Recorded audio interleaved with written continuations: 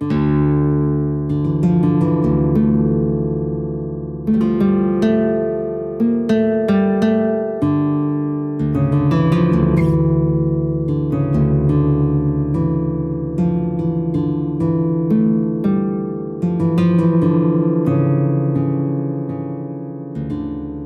una institución que trabaja para lograr una reinserción social exitosa a través de 4 importantes pilares: la unión familiar, la dignidad de la persona, la generación de comunidad y el respeto a los derechos humanos. Gracias a la labor de Faro en el Camino, hoy en día se fortalece la educación media superior dentro de los penales.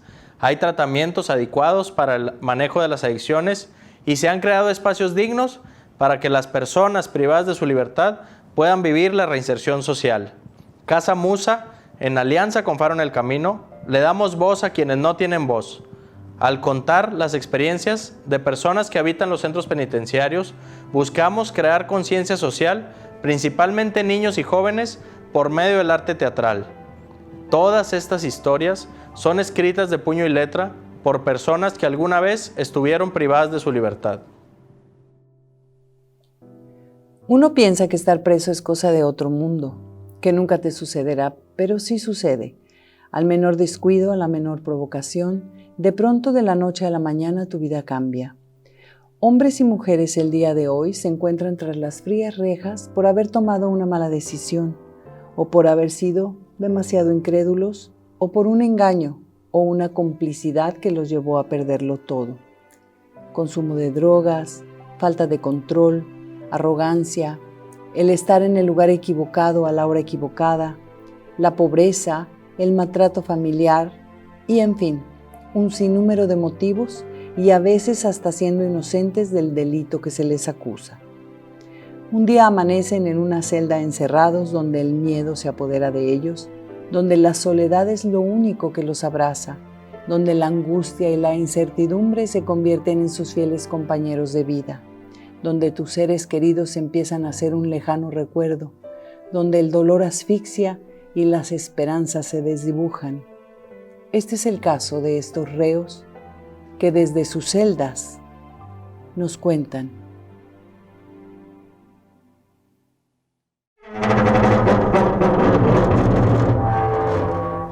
Las puertas se abren y se cierran. Puertas muy grandes y frías.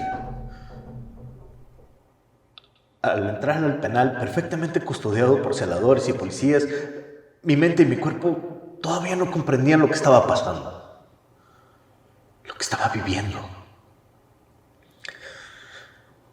Un miedo recorría todo mi ser y mi mente se sentía como cuando era niño.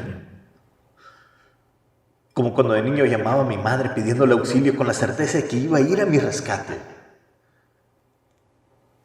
Pero nadie podía hacer algo, ni siquiera ella. Nadie escuchaba lo que gritaba por dentro. Mi tiempo de libertad se me estaba acabando. Aún recuerdo las palabras de los ministeriales que me acompañaron hasta el último portón. Bueno, muchacho, que tengas buena suerte. En un tono burlón que aún permanece tatuado en mi cerebro. ¿Cómo quisiera que estas palabras nunca hubieran existido? Me retumban en mi cabeza una y otra vez. Pero el camino seguía y seguía por los largos pasillos del penal. Y en mi boca, una resequedad casi insoportable. Un miedo amenazante me envolvía. Llegué al último portón y yo sin querer entrar, pero no había manera de resistirme. Además estaba seguro que me encontraba en el penal más peligroso de toda la República Mexicana. Una vez que entres al penal, tu suerte ya no depende de un celador, sino de la mafia que se encuentra adentro. Me hicieron caminar en el patio principal que diste observación. Y ahí se encontraban unos individuos en pleno relajo, que al ver que yo era nuevo, empezaron a molestarme y insultarme. Yo no comprendía cómo mi cuerpo seguía avanzando. Yo solo pensaba en mi familia. Y en cuanto quería salir de ahí.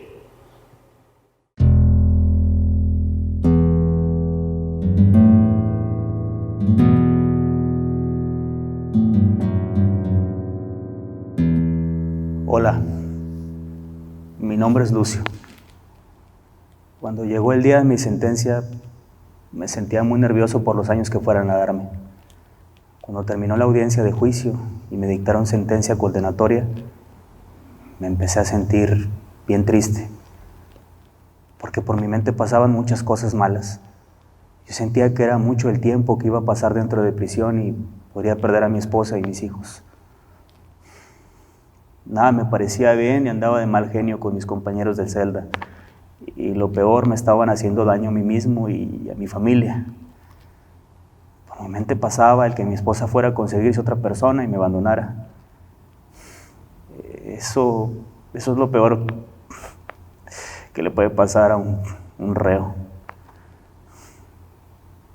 Se siente uno mal dentro de prisión, porque los celos me estaban destrozando. Siempre reprochaba a mi esposa por teléfono, que no me fuera a dejar por otro y hasta la amenazaba. Sin pensar yo le decía cosas malas que, pues, sin saber, yo mismo la estaba alejando de mí. Sinceramente, cuando los celos te ganan dentro de prisión, es lo peor que te puede pasar. Sientes que te vuelves loco, es una tortura insoportable, más fuerte que las torturas por las que pasamos aquí.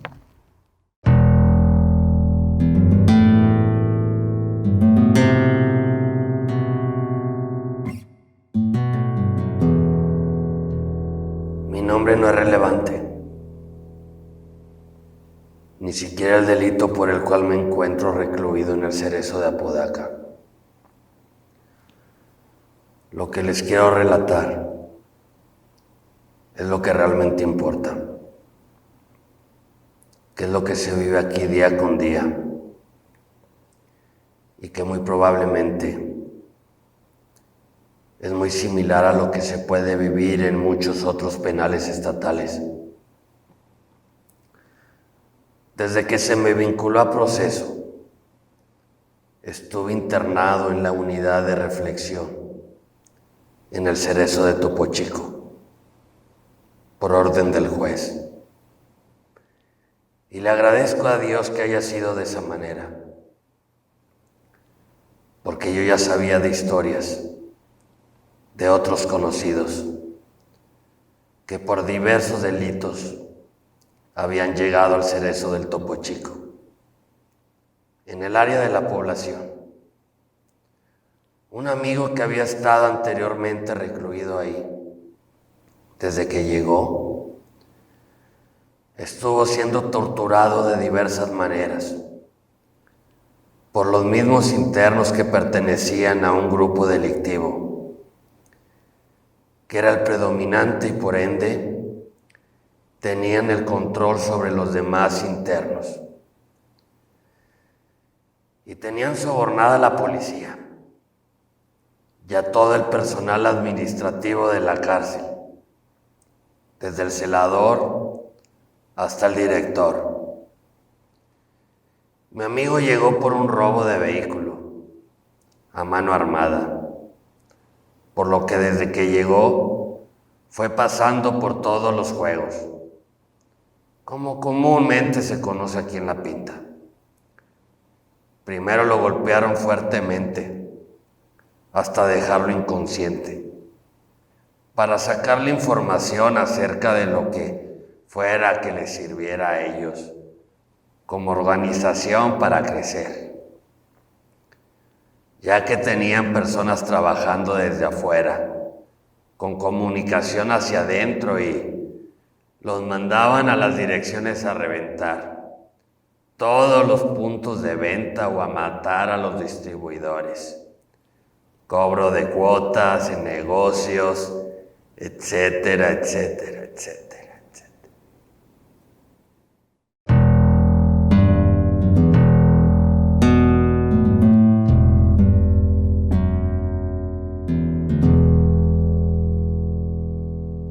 Mi peor la vida antes del penal fue cuando probé la cocaína. Antes de eso, yo odiaba las drogas y el alcohol. Yo miraba a mis amigos drogarse y a mí no me llamaba la atención. Porque mi papá fuma marihuana. Y cuando era niño el olor era insoportable. Me daba asco. Y no se diga el alcohol, también lo odiaba. Mirando cada fin de semana tomar a mis padres y luego pelearse. Y yo tenía que aguantar todo eso. No terminé mis estudios. Me quedé en primer semestre de preparatoria. Porque llegando a los 17 años, un amigo, si se le puede decir amigo a eso, me dio a probar la cocaína. Y yo no quería probarla, pero me insistió tanto. Me decía, no pasa nada. Y ese fue mi error. Yo de menso que le creí. La probé y me gustó. Que hasta empecé a consumirla y luego a los 19 años también empecé a consumir alcohol y pues trabajaba solo para drogarme. Luego vendí droga, empecé a ganar dinero fácil, a robar. Y luego conocí a mi esposa. No supe ser un buen esposo o un buen padre. Pues nadie me enseñó. No hay un instructivo que te diga que casarte es una responsabilidad muy grande en la vida. Que si quería tener una casa, tenía que trabajar muy duro. Que cualquiera puede hacer y tener hijos, pero mantenerlos y educarlos es una gran responsabilidad. Yo pensaba que casándome ya iba a ser todo un hombre.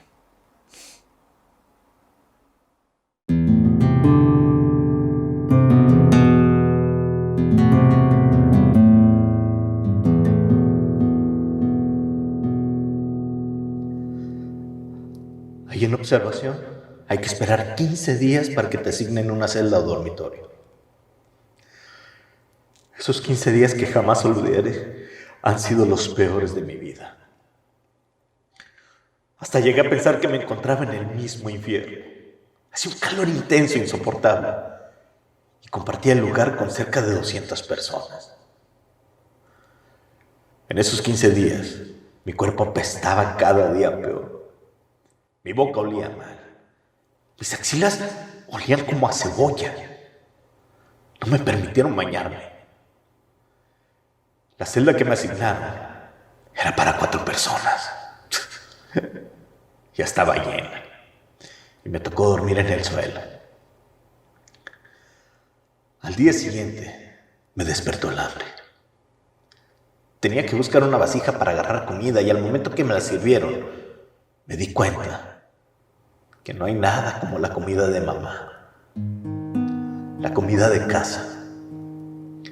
Y empiezas a valorar todo aquello que un día tuviste. Cada día, cada hora, cada segundo se van haciendo eternos hasta que llega la hora de dormir. Vencido por el terror, la incertidumbre y el dolor, y así te duermes hasta que amaneces pensando que al despertar estarás en tu casa. Pero cuando despiertas, te das cuenta que sigues en la celda. Por eso siempre es mejor soñar.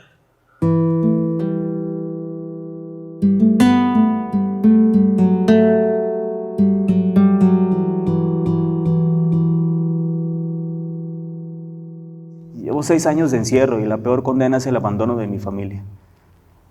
El día que marcó mi vida en prisión fue vivir la separación de mi pareja y mis hijos. Fue muy duro y más porque fue por mi inmadurez, por no saber tomar decisiones y tomar las cosas a la ligera, por mis amenazas y reproches. Recuerdo que pasé muchos ratos de coraje y desolación y de celos enfermos, mucha tristeza, una tristeza sin esperanza que duele todavía más. Tenía mucha impotencia, tenía dudas, me hacía muchas preguntas, dándole vueltas y vueltas a lo mismo una y otra vez. Y todo por mi falta de madurez, por mi arrogancia, mis desplantes de hombre macho, por haberme atrevido hasta golpearlos. La comunicación llegó a ser casi nula. Había dentro de mi cabeza una tormenta. Pensaba locuras, tenía desconfianza por todo lo que me pasaba en esos momentos. Un día me senté a reflexionar todo lo que hice y todo lo que había tenido antes de entrar a prisión y me di cuenta que de todo lo que me sucedió, el único culpable era yo. Me sentía superior. Pensaba que mis hijos y mi mujer se merecían mi desprecio. En fin, no supe mantener a mi familia unida. Y perder a mi madre, esa es mi condena perpetua.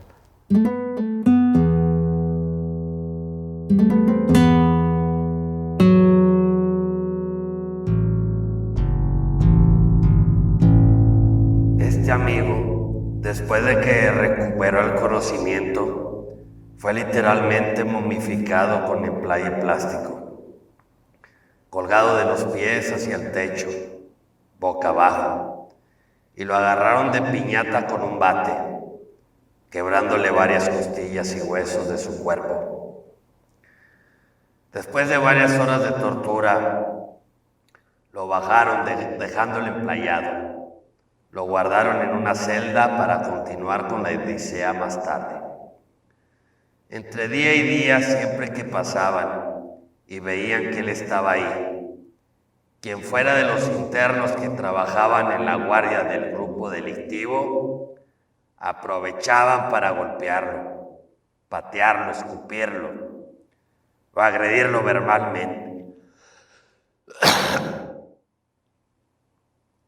Después de varios días lo llevaron a un cuarto en donde había un individuo, aparentemente el encargado de las investigaciones, con una computadora portátil, y abriendo el Google Maps le preguntaba por puntos de venta de droga que conociera, nombres, calles, direcciones, teléfonos, cualquier cosa que recordara.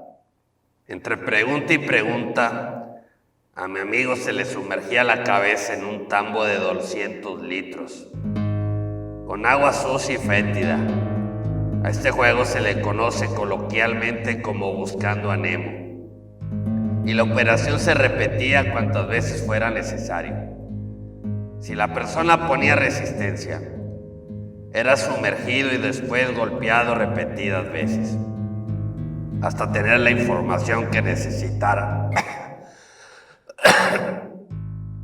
Cabe mencionar que muchas veces se la pasaba la mano y morían ahogados, por lo que para reparar el daño solamente tomaban el cuerpo del occiso por las escaleras o lo colgaban con una soga en su celda, con una nota suicida escrita para justificar la muerte.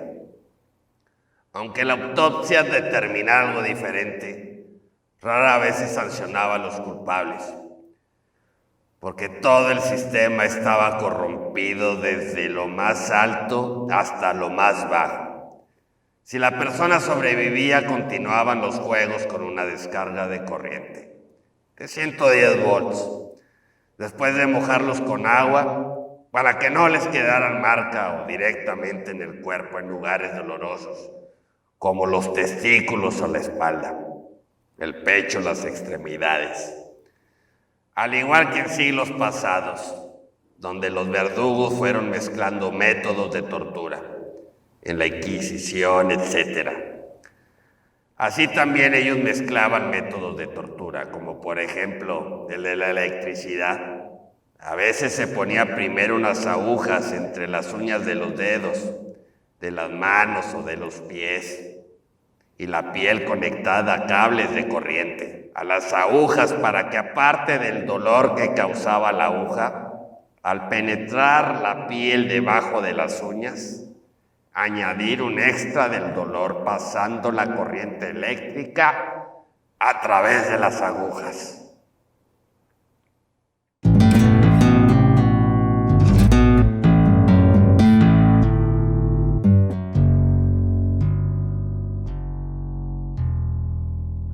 Cuando me casé yo seguí en lo mío. No me puse las pilas y mi esposa me dejó con justa razón por el maltrato que recibía. Se llevó a mi hija y pues yo no hice nada para detenerlas. Me quedé solo. Pero las circunstancias de la vida y las malas decisiones me llevaron a una vida delictiva mucho más difícil de lo que creía. Tuve que hacer cosas horribles que nunca me imaginé. Secuestrar personas. Matar. El estar preso fue lo mejor que me pudo haber pasado, porque esa vida que llevaba no era la que yo había querido. Cuando ingresé en el penal, a los 3 días ya habían matado a mi hermano en un enfrentamiento con los soldados. Yo ni sabía nada, estaba incomunicado. Cuando me enteré ya lo habían sepultado. No fue sino hasta cuando vi a mi madre en una visita que me di cuenta que ella siempre había tenido la razón. Que siempre me decía, pórtate bien. Le pedí perdón por todo el daño que le hice. Y me dijo, lo siento mucho, hijo, pero te vas a quedar preso. Prefiero una cruz en el panteón que tener a 2 delincuentes. Tú y tu hermano lograron lo que querían con todas sus estupideces.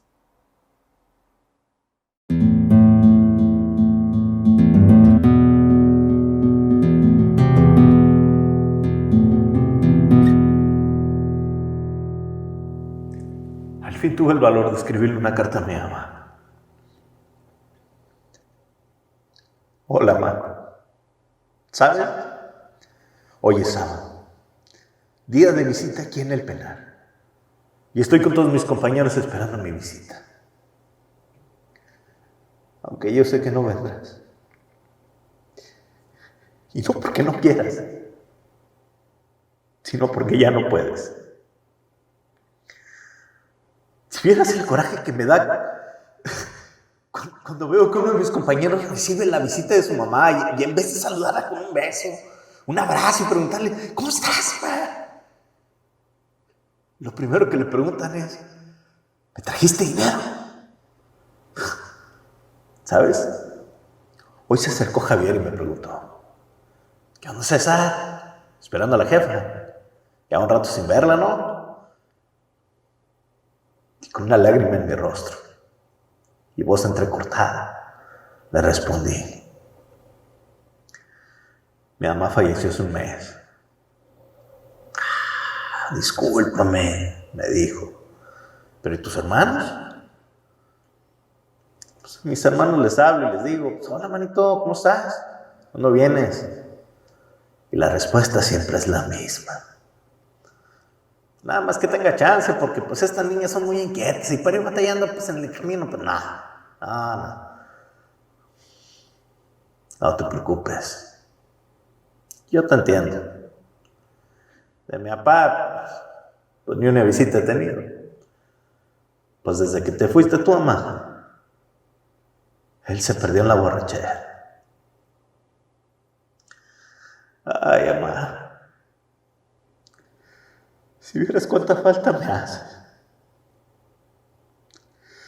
Si supieras que lo más doloroso no es estar aquí, sino haberte perdido.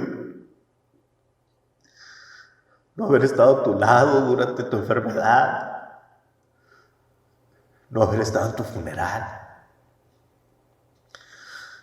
No haber podido despedirme de ti. ¿Quién era la única que me frecuentabas? Siempre dejándome palabras de esperanza y amor. Cuando yo esté libre, lo primero que haré, mamá, será visitarla. Y le daré calor a esa tumba fría. Yo seré el calor para esa tumba fría.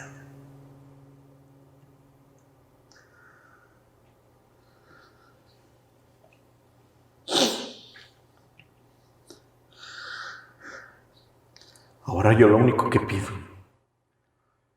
es una oportunidad para demostrarle a la gente que yo no soy ese monstruo que ponen en los expedientes. Solo una oportunidad para ganarme mi libertad.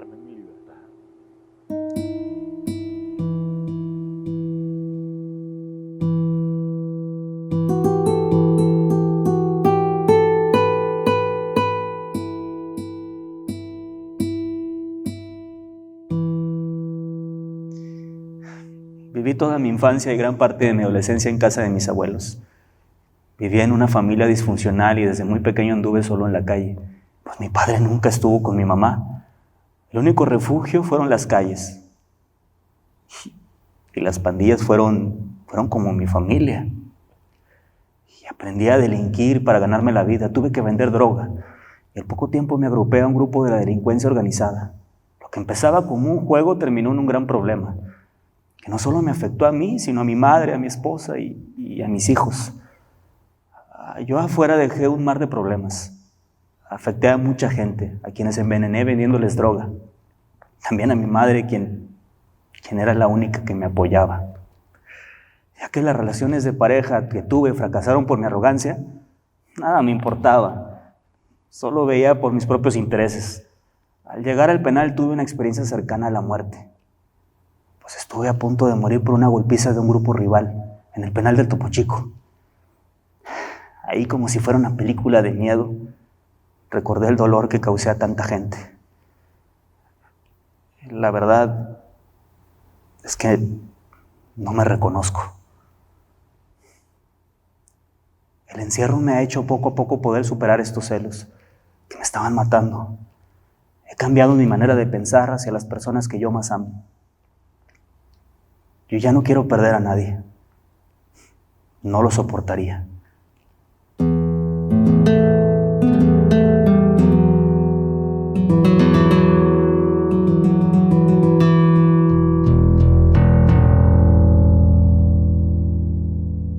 A las personas que venían por delitos de violación eran recibidos por el mismo trato.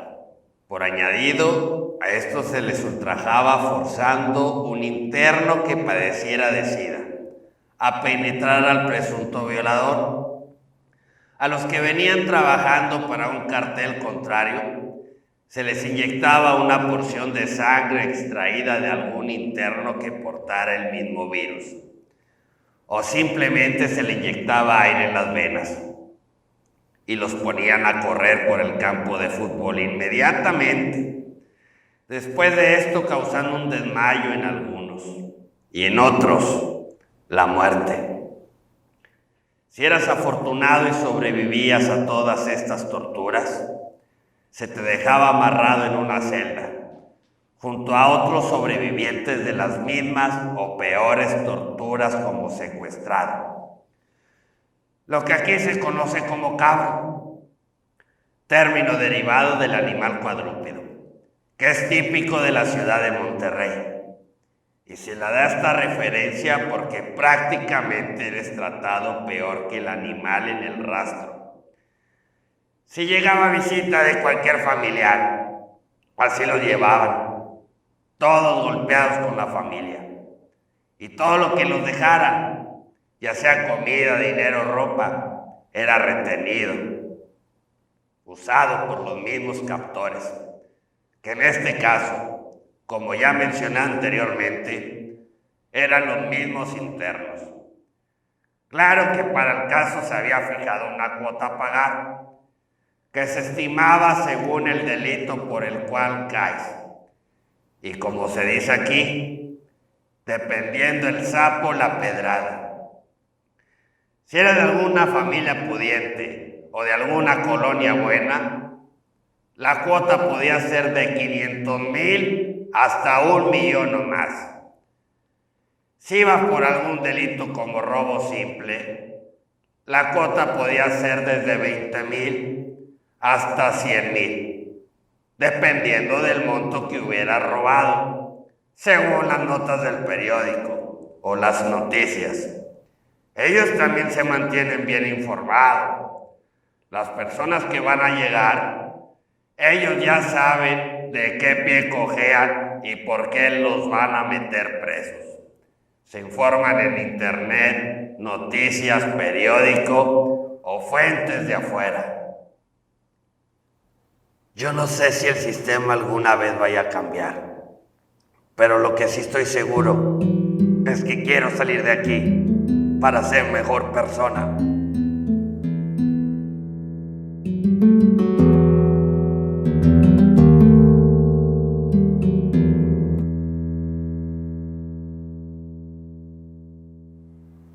Yo siempre pensé, a mí no me va a pasar. Qué tonto fui. Y ahora le pido perdón a mi esposa por no haberle hecho caso, por haberla maltratado sin piedad, por no ser un buen padre, un buen esposo, un buen hijo, por no haber estado con ella cuando más me necesitaba. Llegué a los 28 años y ya casi cumplo 40 y nunca hice nada bueno por mi vida.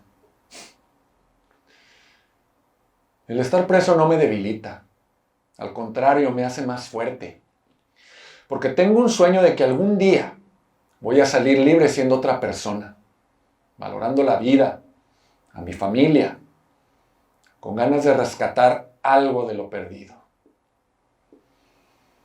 aceptando las consecuencias de mis pendejadas. Yo quiero estar bien con Dios y pedir perdón por todos mis pecados, por todo lo mal que me he portado en la vida, y aceptar mis errores y cumplir mi condena de 243 años de prisión. Cometimos errores y lo reconocemos y lo pagamos.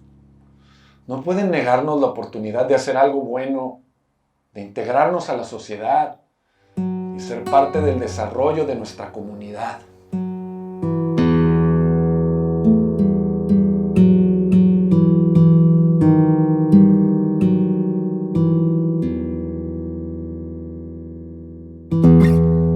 Al Chile, el momento de mi llegada se puede resumir en dos sencillas palabras: terror absoluto, vato. Cuando caí, aunque trataba de aparentar fortaleza, por dentro me venía muriendo de miedo. Y no era para menos. Considerando el delito por el que caí, lo único que podía esperar al pasar por la puerta, de la que no he vuelto a ver su reverso, era la muerte. Neta, pensé que este sería el infierno para mí. Sin embargo, gracias a Dios, he tenido una gran suerte. Desde que pisé este lugar, yo creí que solo me encontraría con gente mala. Gente violenta, que tan pronto como tuvieran la oportunidad harían lo que ellos quisieran conmigo. Pero mi sorpresa fue que el primero que conocí aquí, pues fue una mano amiga, dispuesta a ayudarme. La primera noche tuve la fortuna o desgracia, según se mira, de no haber caído yo solo. No nos pasaron al interior con la aprobación general, sino a una hora aparte. Yo no conocía a nadie. En ese momento, me inventé una historia, loco. Una historia donde yo era más malo de lo que era en realidad. Que era más rudo y capaz de cualquier cosa. Al Chile, lo único que yo no quería era sentir miedo. Así pasé la primera noche y el primer día, bajo un camuflaje de mi falsa identidad. Mira, vato, el tiempo no regresa, lo acepto, pero quiero que el tiempo que me quede, si sobrevivo a esto, dárselo a mi familia.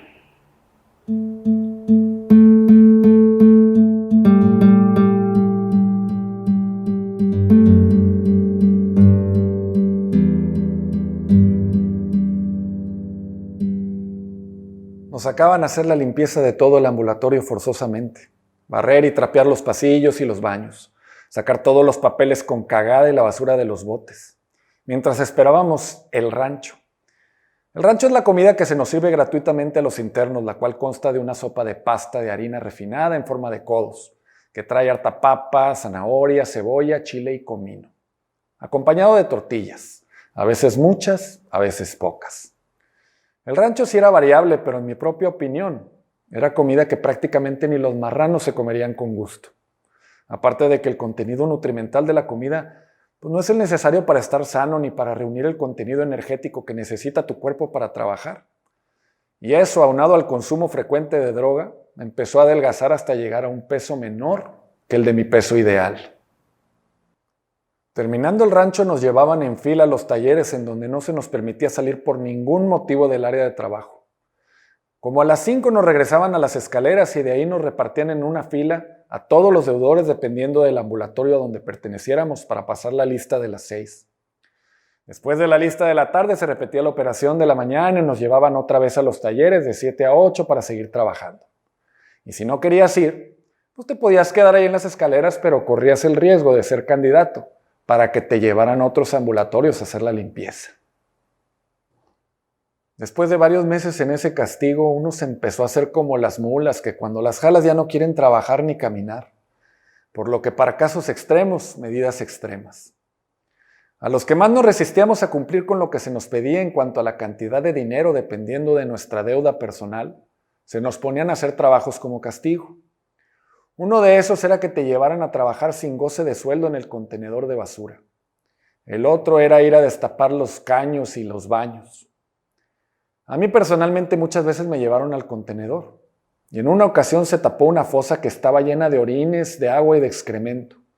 Teníamos que sacar todo el contenido de la fosa con una tina de 20 litros y pasarla a un tambo de 200.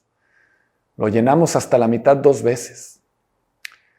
El fin de semana nos llevaban a trabajar en el asadón, quitando toda la hierba del campo de fútbol grande y de las áreas muertas y de los patios de los ambulatorios. Todo esto, reitero, que era forzosamente y sin goce de sueldo. Después de 9 meses de tormento salí de la deuda, gracias a un amigo que me hizo un favor. Y desde entonces no volví a caer en ese cuento de nunca acabar. Dentro del penal sufrimos muchas injusticias. Como por ejemplo, el que hay muchas preferencias hacia un grupo de personas que hacia otros. Y esto es lógico, debido a que si un grupo mayoritario que posee el control dentro del centro, si decide que algo es de cierta manera, pues entonces se convierte en una ley. Ellos tienen preferencia en el uso de los teléfonos que hay para marcar, preferencia en el lugar donde quieran vivir, en lo que pueden o no pasar como pertenencias personales, en las opciones de abrir negocios o entrar en los ya existentes, preferencias en el libre tránsito dentro del penal. Si te peleas, el que sale perdiendo es el que no pertenece a ese grupo. Y si te golpea alguien de ese grupo, aunque tú no hayas respondido a la agresión, automáticamente tú tienes la culpa. Inclusive a nivel administrativo a ti se determina el culpable. Y lo digo por experiencia propia. Si tú golpeas a alguien de ellos te golpean a ti. Aunque la otra persona haya sido la que te haya empezado a agredir. Es como si fuera un juego de serpientes y escaleras. Pero para los que no somos más que simples cabros, nos han reemplazado todas las escaleras por serpientes.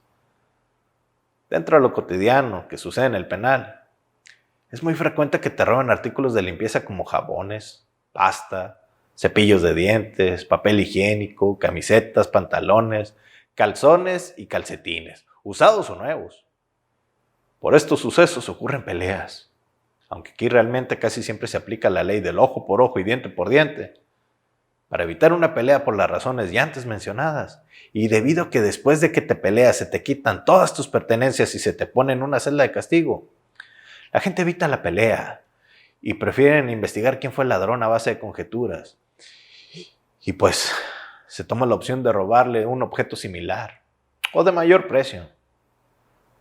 Ahí dependiendo.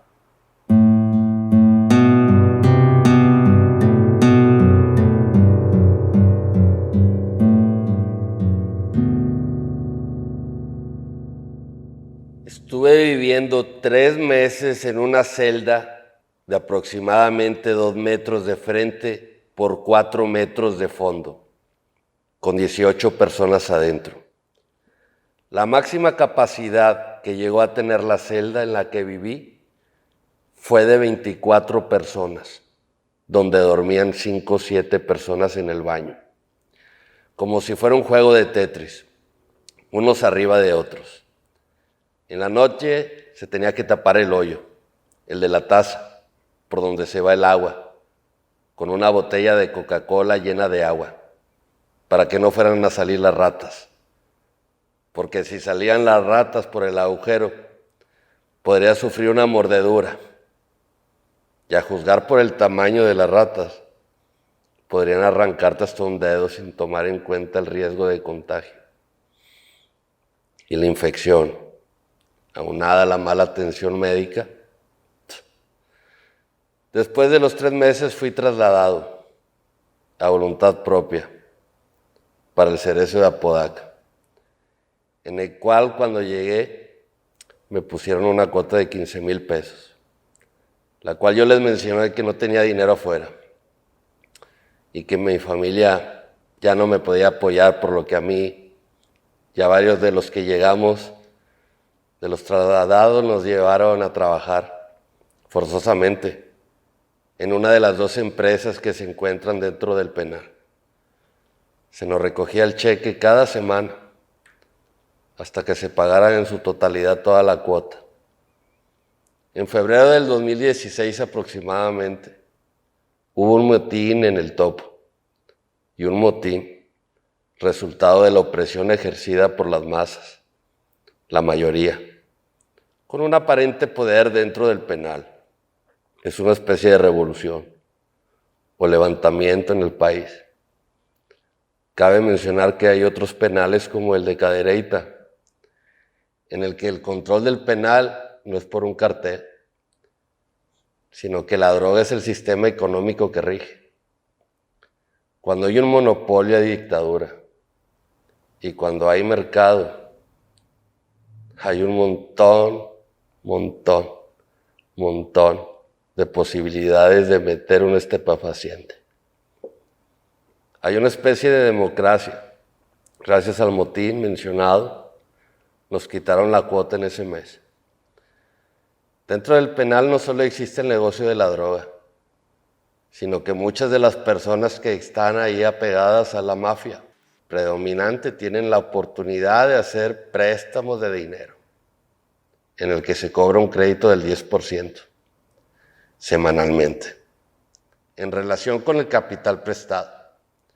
También se fía droga, comida, entre muchas otras cosas.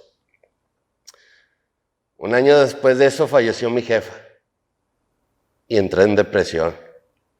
Y como dice una canción, la droga es el peor psicólogo. Pero pues si no había psicólogo en la cárcel, tuve que recurrir a la única opción que había, ¿no? Las drogas. Consumí drogas y ya no tenía dinero para comprar más, para mitigar mi dolor. Empecé a sacar la droga fiada. El plazo a pagarla es hasta el domingo, por lo que si no pagabas, te agarraban a putazos. Continué sacando fiado cada semana, un préstamo tras otro. Lo que empezó como una pequeña bola de nieve, metafóricamente hablando, se hizo tan grande que ya no pude pagarla. Aproximadamente una deuda de 9,000 pesos. Y caí castigado. Me llevaron al área de la escalera. Preferí. Ya no tenía ni cómo sacar fiado ni cómo seguir drogándome.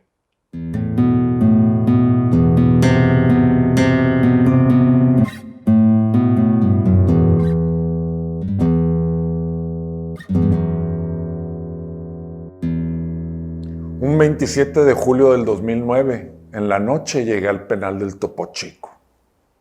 Estaban mis familiares, mi papá, mi mamá y mi hermana, con un permiso especial ahí en la guardia esperándome y pidiéndome que no me desesperara y que pues, le echara ganas por los retos que iba a enfrentar, que siempre iban a estar ahí conmigo. El despedirme fue muy duro para mí porque tenía miedo, incertidumbre y ansiedad. Al momento que el custodio me ingresó al área de servicios médicos para el dictamen, en la espera llegaron personas preguntando por mi nombre.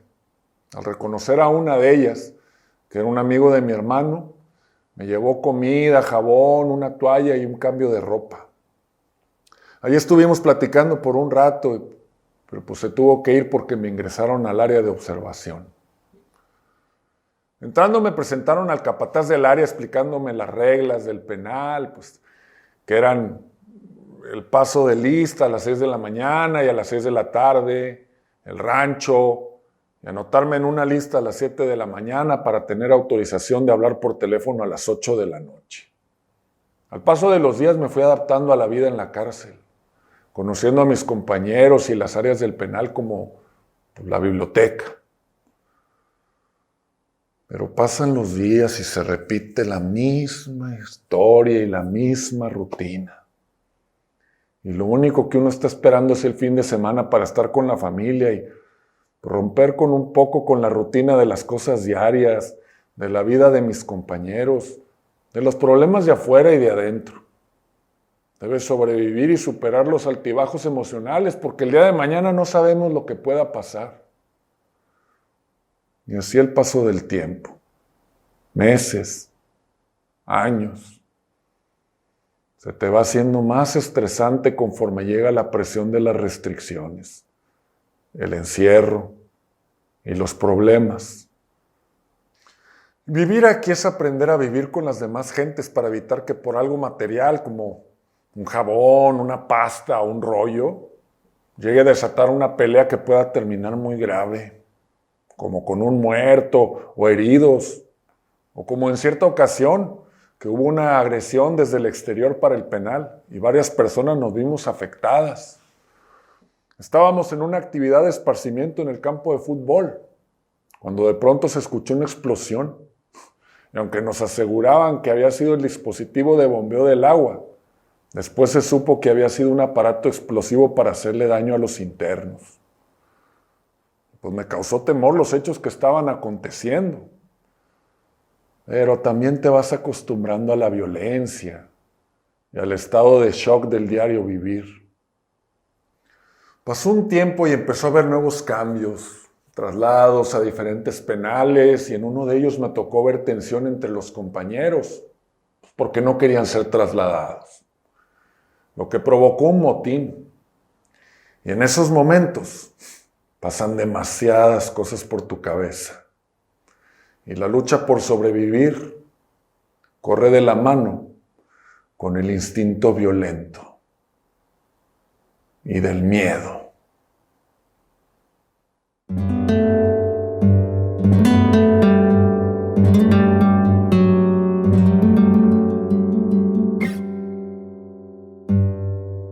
Estuve encerrado 4 años en ese centro penitenciario, en donde no escarmenté del todo, ya que continué con mis actividades ilícitas, para sobrevivir en ese centro. Yo tenía mi pareja, se llamaba Miriam. Ella me visitó. También mi madre y mi hija llamada Génesis. Pero un día recibí una trágica noticia. Mi novia Miriam había sido asesinada por un grupo rival. Me hervía la sangre, coraje e impotencia. Pues encerrado no podía hacer nada, excepto tragarme todo el coraje que tenía. Y le prometí que algún día me vengaría. Pasó el tiempo y un día después de 4 años me trasladaron al penal de Apodaca. Aquí llegué muy bien. Me encontré con un amigo que tenía tiempo que no veía. Él ya tenía varios años aquí encerrado y le había ido muy bien. Me regaló un negocito en el área familiar donde vendía artesanías de madera y también material de bisutería. Tuve la necesidad de aprender a hacer collares, aretes, pulseras y todo tipo de joyería artesanal. A la misma vez, me despertaba todos los días a las 4 de la mañana. Me dirigía a comprar pan dulce y café para vender. Esa fue mi rutina por todo un año. Pero durante la noche, ya en mi celda, solo me ponía a reflexionar.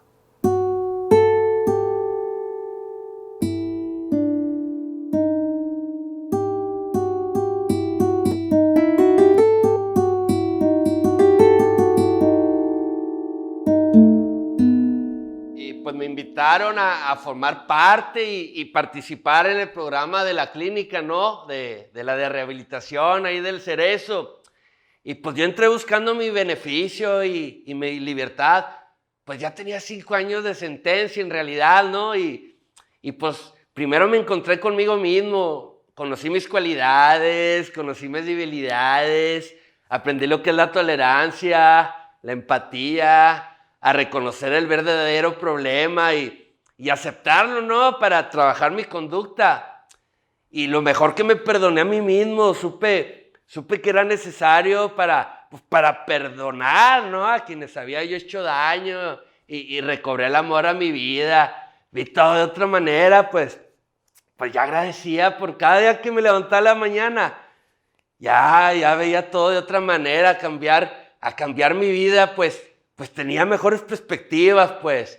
Ya no era un sueño, ya todo era bien chido, como que todo realidad. Ya vi después de la vida de prisión, pues sé que no es fácil, además tengo una hija adolescente y tenía que guiarle una mejor vida y pues terminé el tratamiento, que era de un internamiento de 3 meses, donde llevé terapias de psicología, criminología, justicia restaurativa, escuela de reconciliación y perdón, también ayuda espiritual. O sea, me reconcilié con Cristo y aprendí los beneficios, ¿no?, de la meditación.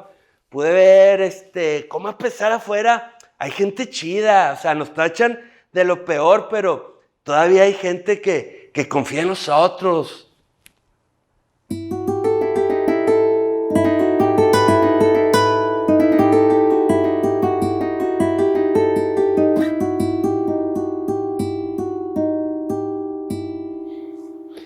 Aquí he aprendido a trabajar bastante la tolerancia.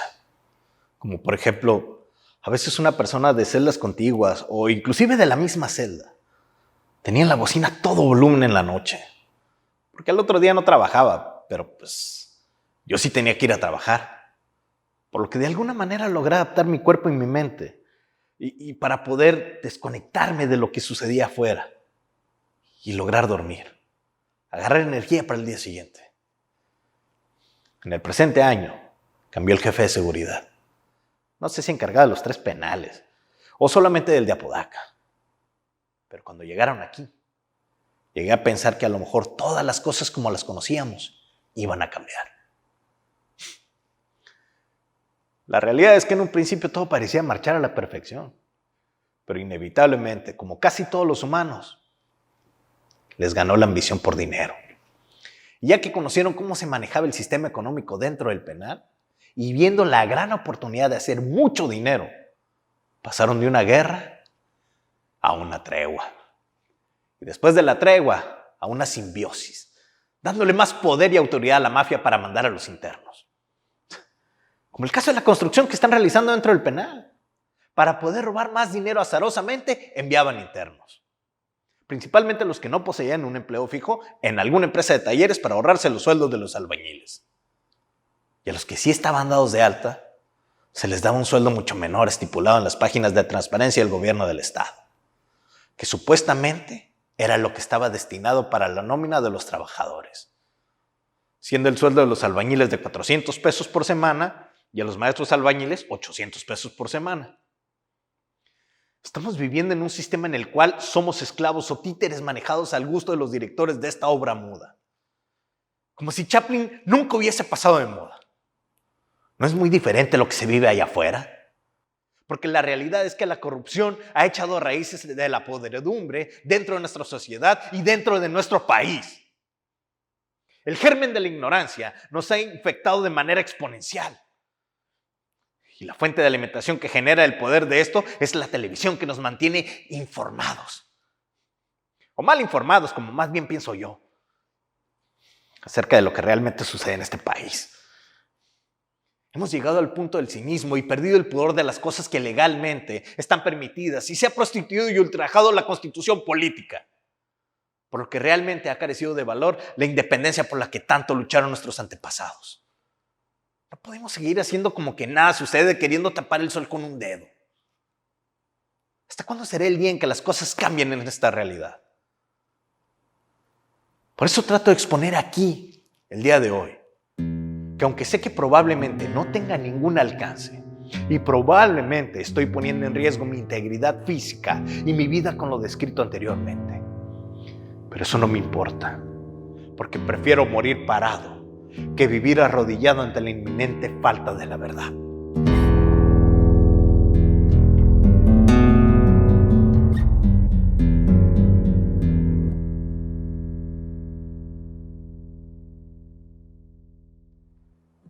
Al poco tiempo de haber terminado mi tratamiento, fui escogido para trabajar como instructor en la clínica.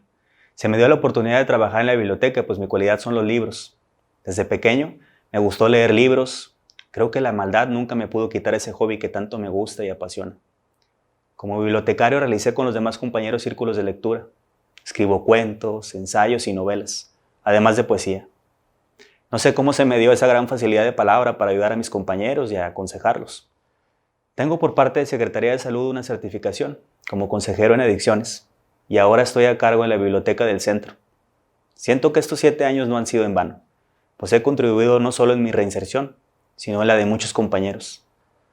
Me doy cuenta que todo ser humano es resiliente, que de nuestras adversidades aprendemos, crecemos y evolucionamos para no volver a cometer errores. Y bueno, mi lema es no juzgar. Ahora tengo una gran visión que nunca tuve. Deseo estudiar. Y sé que mientras haya vida todo se puede. Voy a terminar mi preparatoria para hacer psiquiatría. Porque deseo poner clínicas de adicciones y contribuir en un mundo mejor.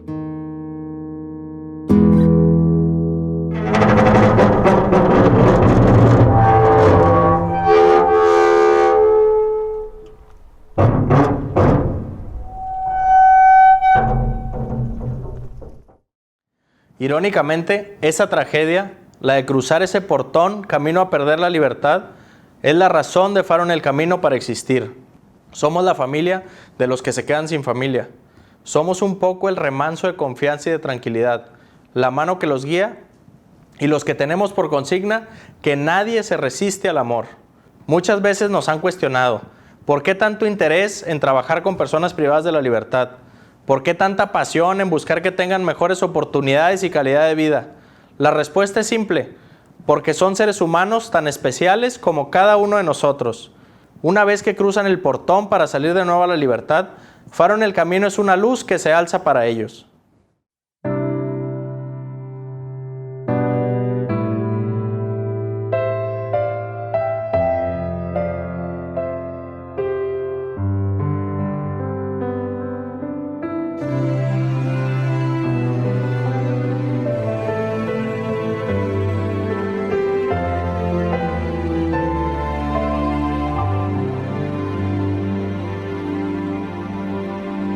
¿Sabes cuántas noches te imagino dando vueltas atrapado en el silencio y me entristece?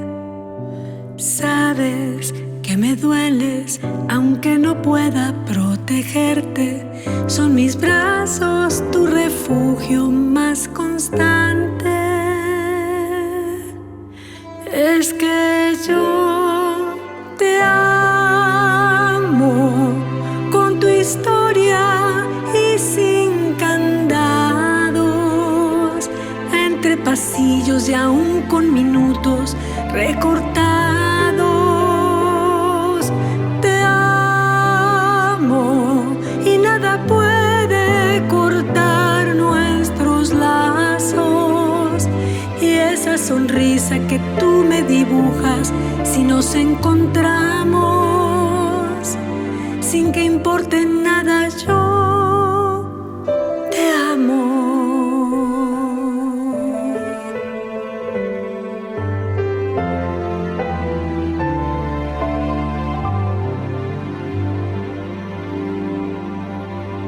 Te espero, sé que volarás más alto. Con tus batallas ganadas sé que volverás más fuerte. Te amo sin que nada haya cambiado, porque sé que en tus heridas late un corazón humano. Te espero y perdono tus caídas, por la puerta que se cierra es oportunidad de vida. Te espero, sé que volarás más alto. Con tus batallas ganadas sé que volverás más fuerte. Y es que yo te amo con tu historia y pasillos y aún con minutos recortados. Te amo y nada puede cortar nuestros lazos. Y esa sonrisa que tú me dibujas, si nos encontramos